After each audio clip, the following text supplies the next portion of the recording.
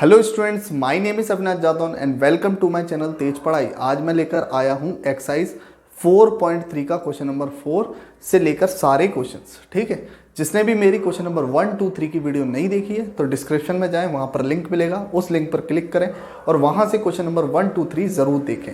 उसके बाद आइए चलते हैं हम क्वेश्चन नंबर 4 की तरफ। क्वेश्चन नंबर 4 आपको स्क्रीन पर दिख रहा होगा। क्वेश्चन लेंथी था इसलिए मैंने उसको उतारा, ब्लैक बोर्ड पर नहीं है। ठीक है, तो आइए चलते हैं, मैं बुक से पढ़ देता हूं, आपको सामने स्क्रीन पर क्वेश्चन दिख रहा होगा।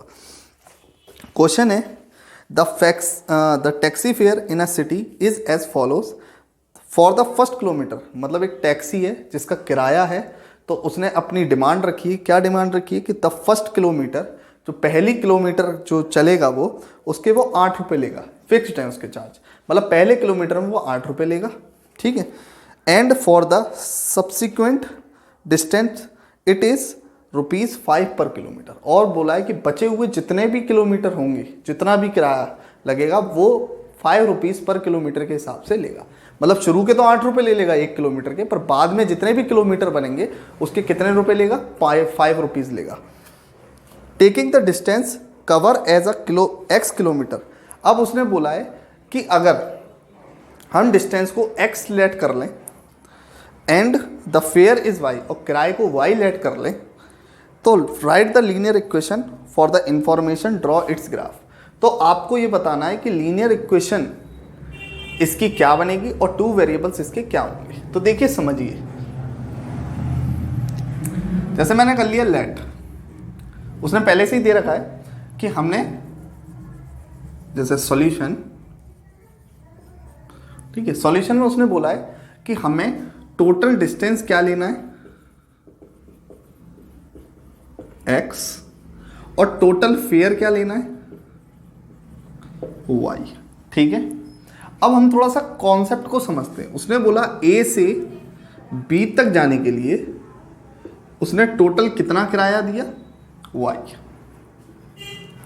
अब इस y का ही हम वैल्यूज लेकर चलेंगे। देखिए, फर्स्ट किलोमीटर जो चला होगा, फर्स्ट किलोमीटर जो 1 किलोमीटर चला है ये, उसका प्राइस फिक्स था 8 रुपीज़। ठीक है, 8 रुपये उसके फिक्स थे, और बचे हुए किलोमीटर के रुपए 5 रुपये के हिसाब से उसने लिए होंगे। तो बचा कितना किलोमीटर होगा? देखिए, टोटल किलोमीटर हमने क्या लेट करा है यहाँ पर? x। टोटल किलोमीटर कितना लेट किया है? x। पहले किलोमीटर के 8 रुपये ले चुका है। अब बचे हुए कितने होंगे? तो हमने लिख दिया x - 1।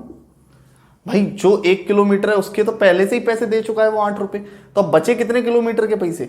x - 1 के। ठीक है, अब वो कितने रुपए के हिसाब से ले रहा है? तो हमको मालूम है ये कितने रुपए के हिसाब से ले रहा है? ₹5 के हिसाब से।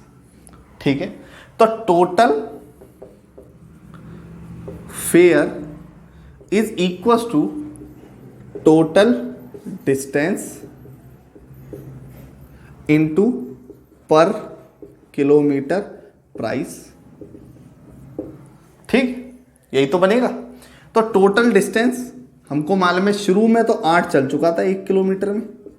ठीक है, और उसके बाद प्लस करके लिखेंगे कि ये बचेगा तो x - 1 और ₹5 पर किलोमीटर के हिसाब से। ठीक है, और टोटल फेयर हमारा कितना है? y। तो y = 8, 5 का अंदर मल्टीप्लाई कर दिया दोनों में, तो आ गया 5x - 5। तो y = 8 -5 करोगे कितना आएगा? 3 + 5x। अब इस y को अंदर लेके आएंगे, या हाँ y को अंदर ही लेके आएंगे। अब तो 0 = 5x - y + 3। ये बन गई हमारी इक्वेशन।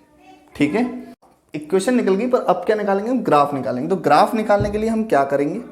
हम एक बॉक्स बनाएंगे, उसमें वैल्यूज को निकालेंगे। इसकी हम पीछे भी बता चुके हैं, x और y।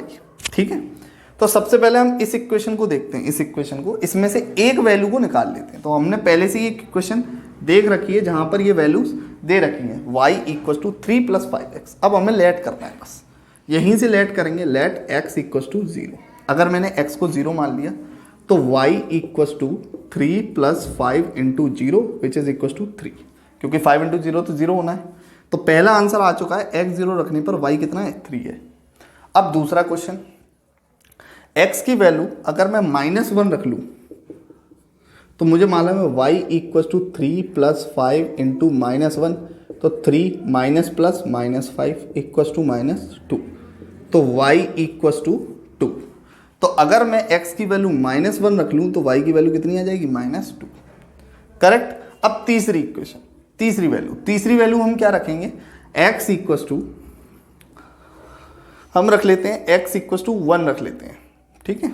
तो यहाँ पर हमने तीसरी जो वैल्यू रखी है वो रखी है x इक्वल टू 1, ठीक। अगर x इक्वल टू 1 रखी तो हमको मालूम है y equal to 3 + 5 into 1 which is 3 + 5, तो y की वैल्यू कितनी आ गई? 8। तो यहाँ पर x की वैल्यू 1 रखने पर y की वैल्यू कितनी आ रही है? 8। अब इसका ग्राफ ड्रॉ करना है, तो चलते हैं ग्राफ की तरफ। आप इसको उतार लीजिए, कॉन्सेप्ट को क्लियर कर लीजिए, फिर मैं इसको रफ करने वाला हूँ। तो मैंने इसको रफ कर दिया है, ठीक है। अब इसका ग्राफ बनाते हैं। बड़ा सरल सा ग्राफ बनेगा। ये x एक्सिस, ये y एक्सिस, बीच में 0, यहाँ पर 1 2 3 4 5 6, ठीक है। ऊपर की तरफ y की तरफ, इधर देखिए -1 -2 -3 -4, पहले x का बना लिया पूरा, इधर प्लस इधर माइनस। अब ऊपर की तरफ 1 2 3 4 5 6 7 8, ठीक है। और नीचे की तरफ भी तो लिखेंगे -1 -2 -3 -4, ठीक है। अब देखिए पहला x0 तो y3, मतलब x पर कुछ नहीं बनाना लेकिन y पर क्या बनाना है? 3, तो यहाँ पर आ जाएगा x0 y3, करेक्ट। अब देखिए x -1 है और y -2 है, तो x पर क्या है? -1 और y कितना है? -2, तो कहीं यहाँ पर आएगा क्योंकि ये ऐसे और ये ऐसे, तो कहीं यहाँ पर x तुम्हारा कितना आया? -1 और y कितना है? -2। अब उसके बाद x कितना है? 1 और y कितनी है? 8। तो x तो 1 है लेकिन y कहाँ है? 8 है। तो देखिए यहाँ से ये वैल्यू ऐसे जाएगी सीधी और ये ऐसे, तो यहाँ कटेगा, ठीक है। तो x 1 लेकिन y कितना है? 8। अब आपको साफ दिख रहा है लाइन कैसे जाएगी? ऐसे होती हुई सीधी, ठीक है। स्केल नहीं है, बिल्कुल स्ट्रेट बनेगी, स्ट्रेट आएगी और आपके सामने ये ग्राफ है, ठीक है। तो आई होप आपको समझ में आया होगा, ग्राफ भी समझ में आया होगा, सॉल्यूशन भी समझ में आया होगा। चलते हैं 5th क्वेश्चन की तरफ। तो आइए चलते हैं क्वेश्चन नंबर 5 की तरफ। क्वेश्चन नंबर 5 में हमसे क्या कह रहा है कि 2 ग्राफ हैं, उनकी 4 इक्वेशंस हैं। हमें ये बताना है कि ये जो ग्राफ में जो लाइन बनी हुई है इसमें से कौन सी इक्वेशन की ये लाइन है। तो हमको मालूम कैसे पता चलेगा? इसके लिए हम क्या करेंगे? एक कोऑर्डिनेट को लेंगे, उनकी वैल्यूज इनमें पुट करेंगे, जिसमें LHS RHS बराबर हो जाएंगे, वही हमारा सही इक्वेशन होगा। तो सबसे पहले हमें इक्वेशन कोऑर्डिनेट लेने से पहले एक चीज़ की बात ध्यान रखनी है कि कोऑर्डिनेट में कोई भी, चाहे वो x कोऑर्डिनेट हो चाहे y कोऑर्डिनेट हो, दोनों में से कोई भी नंबर 0 नहीं होना चाहिए। मतलब 0,0 ले लोगे तो वो तो सारे ही 0 हो जाएंगे, तो ये चीज़ हमें नहीं लेनी है, इसको अवॉइड करना है। बाकी जो भी है नंबर, उस नंबर को ले लेना है जिसमें दोनों ना कोई नंबर हो, सिर्फ 0 को छोड़कर। तो मैंने इसमें से जो सॉल्यूशन बनेगा इसका, ठीक है, उसमें मैंने जो पहला जो A वाला ग्राफ है उसमें मैंने जो कोऑर्डिनेट चूज़ किया है वो -1,1 लिया है, ठीक है, -1 और 1, ठीक है। अब वैल्यूज पुट करनी है, ये x ले लिया और ये y। अब पहली इक्वेशन क्या है हमारी? y इक्वल टू x, तो y कितना है हमारा? 1, x कितना है? -1। मतलब कि ये इक्वेशन सेटिस्फाई नहीं कर रही है। इसका मतलब ये इस इक्वेशन की, ये इस लाइन की इक्वेशन नहीं है। जो कोऑर्डिनेट लिया है ये इस इक्वेशन का कोऑर्डिनेट नहीं है। दूसरी equation x + y equal to 0, x की वैल्यू -1, y की वैल्यू 1 इज इक्वल टू 0। यहाँ से क्या आ जाएगा? प्लस माइनस माइनस 1 1 में से क्या? 0 इक्वल टू 0, ठीक है। तो इसमें हमें पता चल रहा है कि LHS और RHS आपस में क्या हो गए? बराबर हो गए। इसका मतलब जो ये लाइन है इसकी इक्वेशन कौन सी है? B वाली। आइए चलते हैं और भी देखते हैं, क्योंकि इसके अलावा और भी हो सकती है कोई लाइन। तो चेक करते हैं। C इक्वल टू -1, अगले में देखते हैं y equal to 2x। y देखा हमने 1, x देखा 2 इंटू -1, आ गया 1 इक्वल टू 2 1 जा 2, वो भी किसका? माइनस का, ठीक है। तो ये भी क्या है? Not equal. इसका मतलब ये भी इसकी इक्वेशन नहीं है। नेक्स्ट इक्वेशन को चेक करते हैं, D वाली को। D वाला हमको दे रखा है 2 + 3y इक्वल टू 7x। तो 2 को 2 रहने देंगे, 3 इंटू वाई कितना है हमारा 1 इक्वस टू 2 7 इंटू -1। ये तो वैसे भी नहीं होगा क्योंकि 2 + 3 इक्वस टू माइनस का 7, तो यहाँ आएगा 5 इक्वस टू -7। ये भी इक्वल नहीं है, इसका मतलब ये भी कोऑर्डिनेट इस इक्वेशन का भी नहीं है। तो इसमें से कौन सी इक्वेशन निकल के आई? सिर्फ और सिर्फ ये वाली इक्वेशन।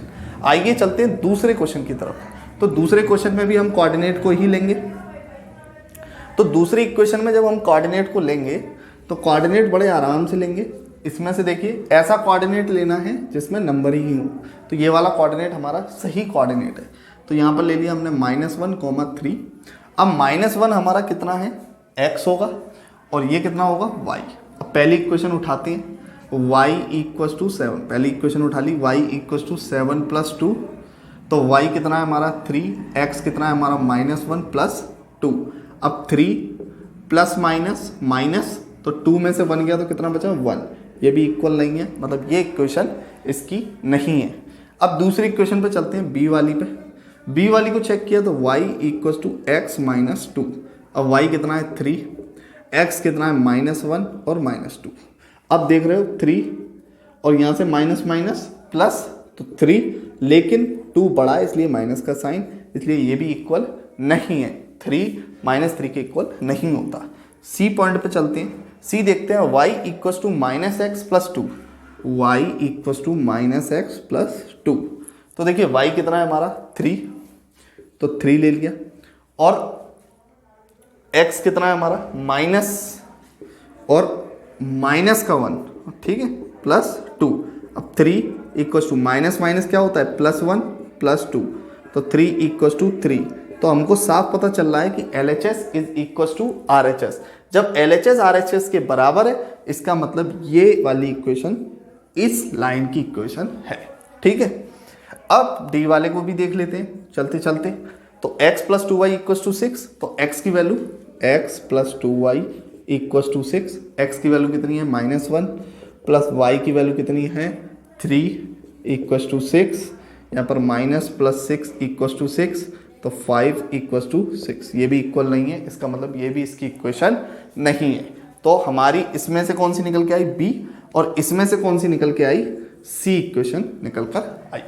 तो आई होप ये वाला भी क्वेश्चन आपको समझ में आया हो। चलते हैं क्वेश्चन नंबर 6 की तरफ। तो आइए चलते हैं क्वेश्चन नंबर 6 की तरफ। क्वेश्चन नंबर 6 आपकी स्क्रीन पर आ चुका है, मैं आपको पढ़ के बता देता हूँ क्वेश्चन क्या कह रहा है।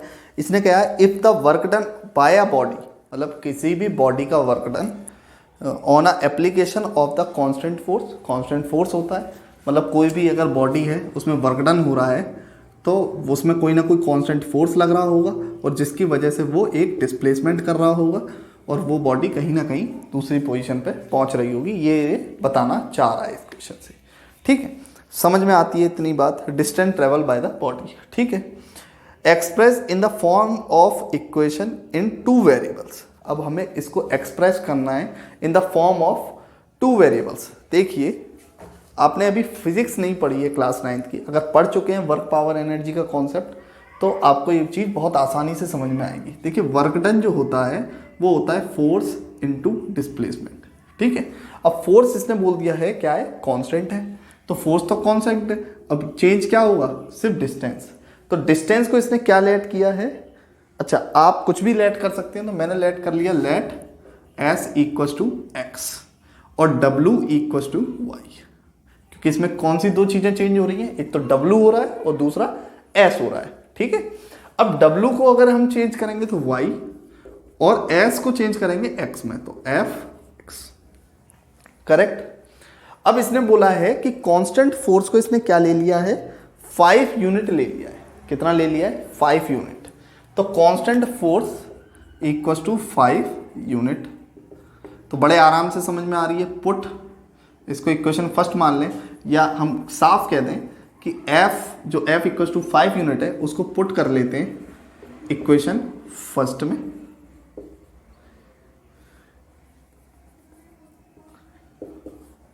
तो इक्वेशन फर्स्ट में पुट करने पर हमें क्या मिला? y = 5x। ये हमारी मेन इक्वेशन है, ठीक है। अब मेन इक्वेशन तो आ गई। अब इसने बोला है कि इस जो 2 वेरिएबल की जो इक्वेशन बनी है हमारी, उसका ग्राफ भी ड्रॉ करना है। तो अब हमको मालूम है कि ये इक्वेशन हमको मिल चुकी है। अब इक्वेशन जब मिल चुकी है तो हम इसका क्या बनाएंगे, सॉल्यूशन लिखेंगे। तो सॉल्यूशन लिखने के लिए हमने एक बॉक्स बनाया, उस बॉक्स में हमने 3 कोऑर्डिनेट खींचे, एक कोऑर्डिनेट x, दूसरा y। अब x का हमको मालूम है जब x 0 लेंगे तो y की भी क्या आएगा, 0 आएगा। देखिए पुट करिए, x 0, 5 इंटू 0 0, तो y इक्वस टू 0। ठीक, अब x इक्वस टू अगर 1 ले लिया तो y कितना आ जाएगा, 5। सिंपल सी बात है, x को अगर 1 लूँगा तो y की वैल्यू अपने आप आ जाएगी, 5 इंटू 1 इक्वस टू 5। करेक्ट। अब x इक्वस टू अगर मैंने -1 ले लिया तो y कितना आ जाएगा, -5। करेक्ट, बहुत इजी था। अब यहाँ से हमको ग्राफ पे प्लॉट कर देना है, तो ग्राफ पे प्लॉट कर देते हैं हम।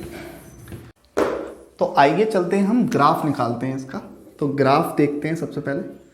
तो ग्राफ में क्या होगा, इधर पॉइंट 0, 1 2 3 4 5, यहाँ पर -1 -2 -3 -4, यहाँ पर 1 2 3 4 5 6, यहाँ पर -1 -2 -3 -4 और -5। ठीक है। अब हमको साफ सुथरा मालूम है, साफ तौर से मालूम है कि x 0 और y भी 0 है, मतलब कोऑर्डिनेट यहाँ पर बनेंगे 0,0 पर। ठीक है। दूसरा x 1 है तो y 5 है। x 1 है लेकिन y कितना पहुँच रहा है, 5, यहाँ पर पहुँच जाएगा। कोऑर्डिनेट बनेगा क्या, 1,5। और दूसरा बनेगा x -1 है लेकिन y कितना है, -5। x -1 और y कितना है, -5, तो -1, -5। अब हमको अगर कोऑर्डिनेट 3 मिल चुके हैं तो हम क्या करेंगे, लाइन ड्रॉ करेंगे। तो लाइन बड़ी सीधी सी आएगी, यहाँ करके यहाँ सीधी सीधी निकाल देनी है आपको। जब आप सीधी निकाल देंगे ग्राफ पे लाइन को, तो ये आपका क्या हो जाएगा, इस जो ये वाली इक्वेशन है इसको ये लाइन शो कर देगी। तो ये हो गई तुम्हारी y इक्वल टू 5x। लेकिन क्वेश्चन अभी यहीं ख़त्म नहीं हुआ। क्वेश्चन बोल रहा है कि graph the work done when the distance is 2 unit and 0 unit. ठीक है। तो जहाँ पर 2 यूनिट हो और 0 यूनिट हो वो भी निकालना है। तो हमको मालूम है कि y इक्वल टू 5x है। तो अगर x हमें कितना दे रखा है, 2, यहाँ पर x कितना दे रखा है, 2, तो हमको लिखना है 5 इंटू 2 इक्वल टू 10। तो y इक्वल टू कितना आ जाएगा, 10 आ जाएगा। लेकिन अगर x इक्वल टू 0 दे रखा है तो y इक्वल टू भी क्या आ जाएगा, 0। जब x 0 दे रखा है तो वर्क डन भी क्या आ रहा है, इस केस में 0 आ रहा है। लेकिन अगर x 2 दे रखा है तो वर्क डन कितना चला जाएगा, 10। देखिए 1 तो यहाँ पे था, तो 2 पर कहाँ पहुँचेगा, 10 वहाँ ऊपर पहुँच जाएगा। ठीक है। तो ये हो जाएगा आपका करेक्ट आंसर। ठीक, आई होप आपको ये क्वेश्चन भी समझ में आया होगा। तो आइए चलते हैं क्वेश्चन नंबर 7 की तरफ। क्वेश्चन नंबर 7 में बोल रहा है कि Yamini and Fatima 2 student of class 9th। Class 9th की 2 स्टूडेंट हैं जो कि यामिनी और फातिमा हैं, जिन्होंने मिलकर टुगेदर कॉन्ट्रीब्यूट 100 रुपीज़ का कॉन्ट्रीब्यूशन किया है toward the prime minister relief fund to help the earthquake victim. जहाँ पर अर्थक्वेक आया है उनके जहाँ पर अर्थक्वेक आएगा वहाँ पर क्या होगा, लोग परेशान होंगे। उन परेशान लोगों के लिए 100 रुपये का कॉन्ट्रीब्यूशन किया है PM रिलीफ फंड में। ठीक है। अब लीनियर इक्वेशन बतानी है इस डेटा की। ठीक है। हमको मालूम है कि यामिनी फातिमा 2 लड़कियां हैं जिन्होंने मिलकर 100 रुपये का कंट्रीब्यूशन किया है PM रिलीफ फंड में। ठीक है। और वो कंट्रीब्यूशन किसके लिए किया गया है, अर्थक्वेक विक्टिम्स के लिए। तो जब इक्वेशन बनेगी तो हम बोलेंगे कि यामिनी ने जितने पैसे दिए हैं, यामिनी रुपीज़ को हम x मान लेंगे और फातिमा के रुपीज़ को y। अब आपको मालूम है कि दोनों ने मिलकर कितने रुपीस दिए हैं, 100 रुपीस। तो x plus y equal to 100, यही इक्वेशन बनेगी। क्योंकि दोनों ने मिलकर 100 दिए हैं तो हमें नहीं मालूम किसने कितने ज़्यादा दिए। तो आइए अब निकालते हैं इनकी वैल्यूज़ को और उसी से बनाएंगे हम इसका ग्राफ। तो सबसे पहले वैल्यूज़ निकालने के लिए हम क्या करेंगे, एक चीज़ को उधर भेजेंगे। तो 100 माइनस वाई निकाल लिया।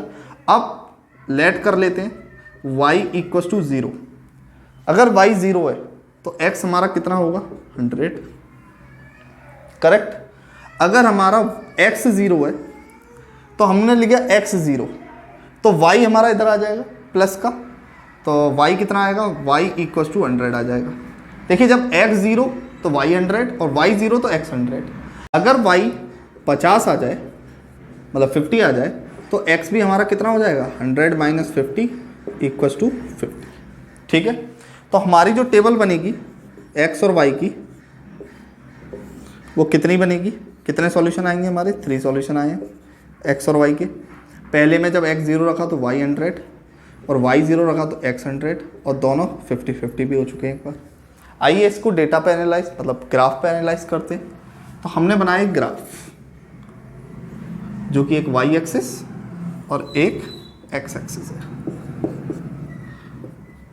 बीच में सेंटर O, मतलब O का मतलब क्या है 0, ठीक है, ओरिजिन, ठीक। और उसके बाद हमने 10-10 का गैप लिया है, 10, 20, 30, 40, 50, 60, 70। अब देखिए हमें 100 तक जाना है तो हम क्या करेंगे, इसको थोड़ा बड़ा कर देंगे, 80, 90 और 100, ठीक है। उसके बाद ऊपर भी ऐसे ही चलेंगे तो यहाँ से करेंगे हम 10 का, 10, 20, 30, 40, 50, 60, 70, 80, 90 और लास्ट में 100, करेक्ट। अब जब ये हो चुका है 100 तक तो अब हम लेंगे इस सॉल्यूशन को इस ग्राफ पर रिप्रेजेंट करेंगे।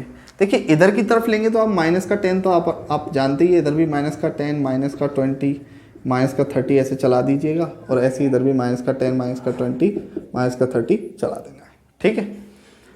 अब इसको इस पर रिप्रेजेंट करना है तो x 0 है, x 0 है, हमने मान लिया x की लाइन पर कुछ नहीं है, लेकिन y क्या है हमारा 100, तो y का 100 पहुंच जाइए, तो x 0 और y 100।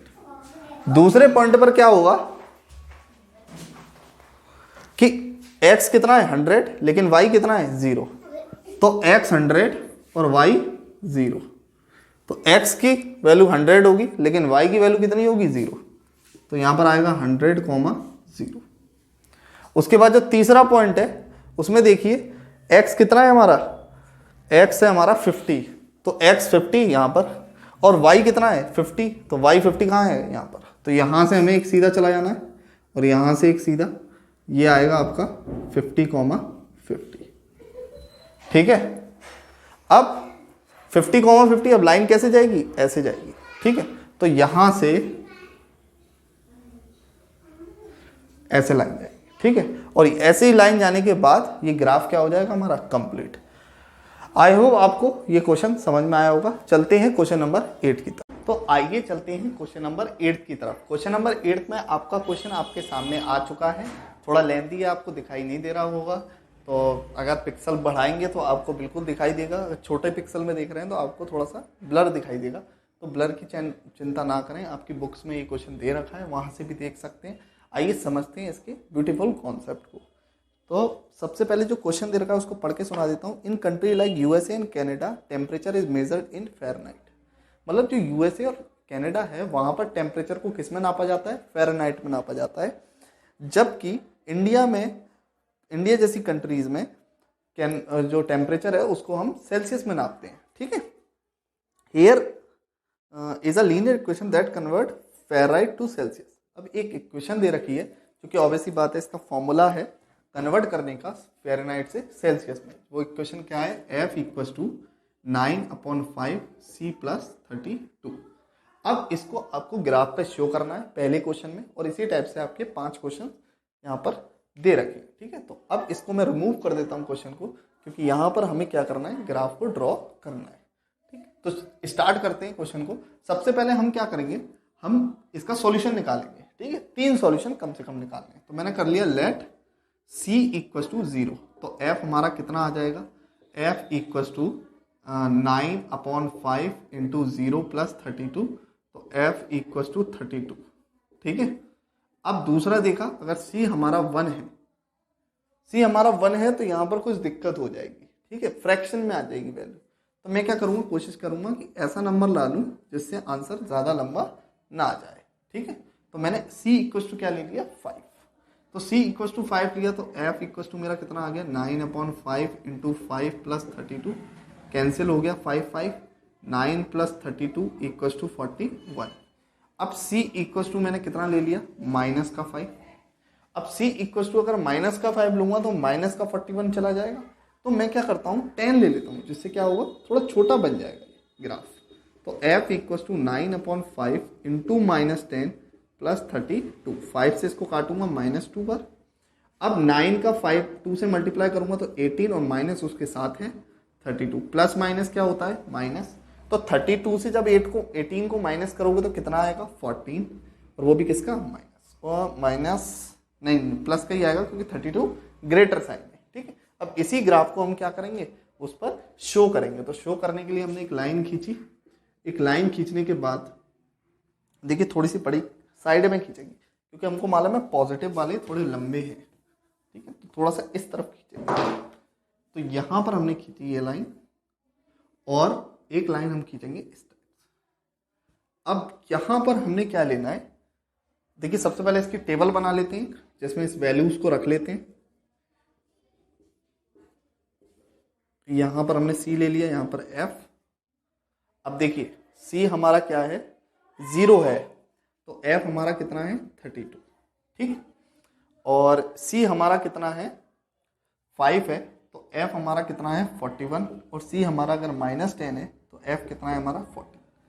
अब इसी वैल्यूज को हम इसमें शो करेंगे। देखिए यहां पर जो पहले दे रखा है उसको सेल्सियस लेंगे x एक्सिस को, और y एक्सिस को हम लेंगे फ़ारेनहाइट। ठीक है, अब जो सेंटर है उसको O मानेंगे, मतलब O मतलब ओरिजिन, 0 ही लेता हूं मैं उसको, O बोलता हूं। ठीक है, तो 0 है वो, तो 0 से स्टार्टिंग करेंगे, और देखिए बड़े नंबर है तो हम गैप भी क्या लेंगे बड़े लेंगे। तो यहाँ पर हमने ले लिया 4, 8, 12, 16, 20, 24, 28, 32, 36, 40 और 44।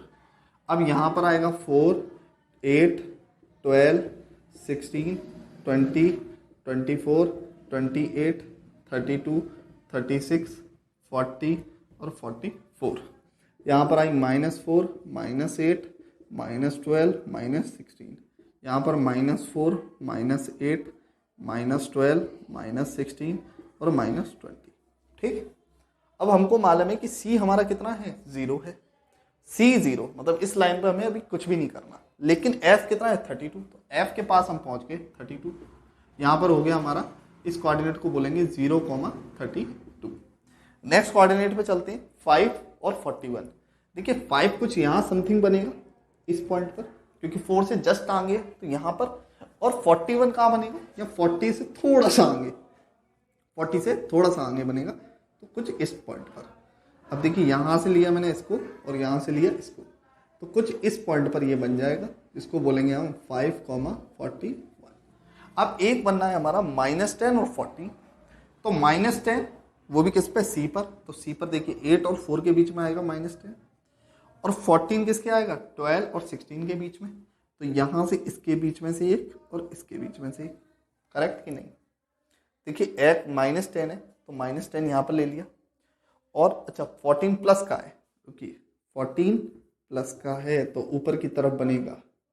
ठीक है, 14 प्लस का है, देखिए 14 प्लस का है x माइनस का 10 है, तो यहाँ तो बीच का बनेगा, लेकिन y पर क्या है 14 प्लस का, तो 12 और 16 के बीच में यहाँ से, तो ये वाला पॉइंट बनेगा जिसको बोलेंगे हम -10, 14।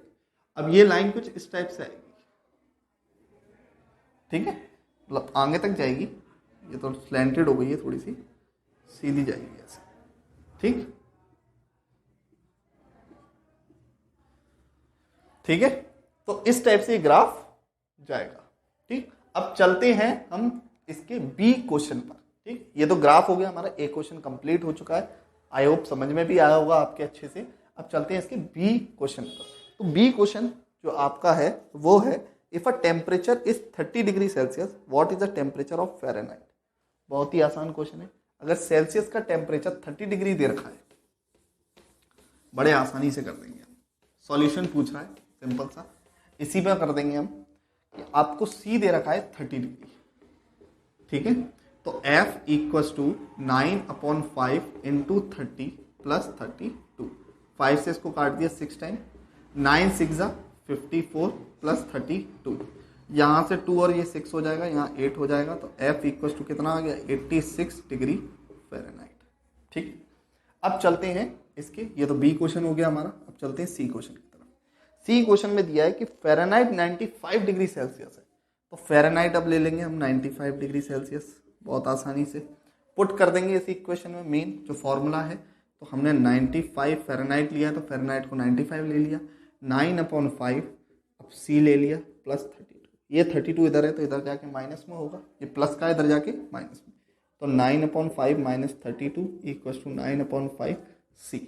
अब 32 और 95 यहाँ पर कितना आएगा, 3 और 6 अपॉन 5, वो 5 बोल रहा हूँ, 9/5 सी। अब 5 को इधर भेजेंगे और 9 को नीचे, क्योंकि ये डिवाइड में है तो इधर जाके मल्टीप्लाई में, तो 63 मल्टीप्लाई 5 अपॉन 9 इक्वल टू सी। तो 9 से इसको काट देंगे कितनी बार, 7 बार, ठीक। तो यहाँ से वैल्यू जो निकल के आएगी वो आएगी सी इक्वल टू 7 × 5, जो कि कितना होता है 35 डिग्री सेल्सियस। तो हमको मालूम है कि सेल्सियस की जो डिग्री है जो यहाँ से निकल के आई है वो कितनी आई है, 35 डिग्री सेल्सियस निकल कर आया है। तो आइए चलते हैं इसके डी क्वेश्चन की तरफ। तो डी क्वेश्चन बोल रहा है, पहले इसको रफ कर लेते हैं, ठीक है।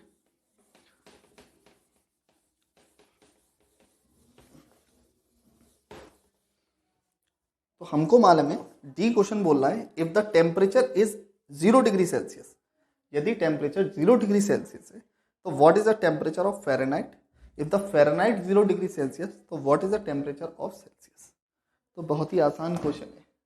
तो जब टेम्परेचर सेल्सियस का 0 दे रखा है, सेल्सियस इक्वल टू 0 डिग्री, तो फ़ारेनहाइट कितना होगा, बहुत आसान है, 9/5 × 0 + 32, तो फ़ारेनहाइट कितना हो गया 0 + 32, तो F equal to 32 degree Fahrenheit, ये आएगा।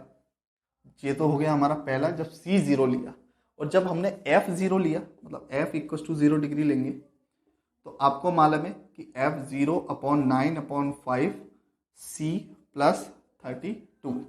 अब ये 32 प्लस का है तो इधर जाके किस में होगा, माइनस में, तो 0 - 32 इक्वल टू 9/5 C। अब ये कितना आ जाएगा यहाँ से, माइनस का 32 इक्वल टू 9/5 C। अब 5 किस में है, मल्टी डिवाइड में, तो इधर जाके किस में होगा, मल्टीप्लाई में, तो माइनस का 32 × 5/9 इक्वल टू C। देखिए ये डिवाइड में था तो इधर जाके मल्टीप्लाई में हो गया, और ये मल्टीप्लाई में था तो इधर जाके किस में हो गया, डिवाइड में हो गया। अब यहाँ से जब हम मल्टीप्लाई करेंगे तो हमारा C जो निकल के आएगा वो आएगा C इक्वल टू 160, वो भी किसका, माइनस का, अपॉन 9, ठीक है। जब इसको काटेंगे तो हमारा आएगा 1 और 7 पॉइंट समथिंग 8 लगभग, क्योंकि आएगा 7 जिसको हम राउंड ऑफ करके क्या कर देंगे, 8 कर देंगे, तो ये आपका अप्रोक्स आंसर आ जाएगा, ठीक है। ठीक है, तो फिफ्थ क्वेश्चन इनसे कह रहा है, is there the temperature which is numerical the same in both Fahrenheit and Celsius, if yes find it. बोल रहा है कि क्या कभी सेल्सियस और फ़ारेनहाइट आपस में बराबर हो सकते हैं, बिल्कुल होंगे। इसको रफ कर देते हैं, इस पॉइंट को लिखे रहने देंगे, तो लिखेंगे यस, ठीक है। अब यस तो हम पहले लिख देते हैं, उसके बाद प्रूफ करते हैं, ठीक है, या फिर एक काम करते हैं बाद में लिखेंगे यस को। तो पहले लिख दिया F इक्वल टू सी। अब F इक्वल टू सी है तो F की जगह मैं C लिख सकता हूँ, तो C equal to 9/5 C plus 32। अब देखिए ये प्लस का इधर जाए किस में होगा, माइनस में, तो C माइनस 9/5 C प्लस वो C इक्वल टू 32। अब आपको मालूम है ये अपॉन में 1 ले लिया, यहाँ पर 5, यहाँ से इसका एलसीएम लेंगे तो कितना आ जाएगा, 5, 1 के टेबल में 5 पर, 5 का मल्टीप्लाई ऊपर 5C माइनस 5 का डिवाइड 5 से 1 टाइम्स 1 का ऊपर मल्टीप्लाई 9C इक्वल टू 32। अब यहाँ से हम माइनस करेंगे तो कितना आ जाएगा, 4C, वो भी किसका, माइनस का, और यहाँ से कितना आ जाएगा 32, और ये डिवाइड में तो इधर जाए किस में होगा, मल्टीप्लाई में, तो ये मल्टीप्लाई 5, अब माइनस का 4C, तो ये नीचे जाएगा, तो 32 × 5 अपॉन -4 से कितने टाइम्स कट गया, 8 टाइम्स। अब 8 5 जा कितना होता है 40, तो C बराबर से कितना आ गया माइनस का 40 डिग्री सेल्सियस। तो जब C 40 डिग्री सेल्सियस आ गया तो हमको मालूम है C इक्वल टू एफ है, इसका मतलब एफ भी हमारा कितना आ जाएगा माइनस का 40 डिग्री फ़ारेनहाइट। ठीक है, तो यस, ठीक है, yes C and F equal at minus का 40 डिग्री सेल्सियस। ठीक है, तो इसी तरीके से आपकी ये इक्वेशन बनती है और ये सेटिस्फाई करती है सिर्फ माइनस के 14 डिग्री सेल्सियस पर, जहां पर दोनों F और C की वैल्यूज सेम होंगी। ठीक है, वीडियो अच्छी लगी हो तो वीडियो को लाइक करना ना भूलें और इस क्वेश्चन को आई होप आपको समझ में आया होगा।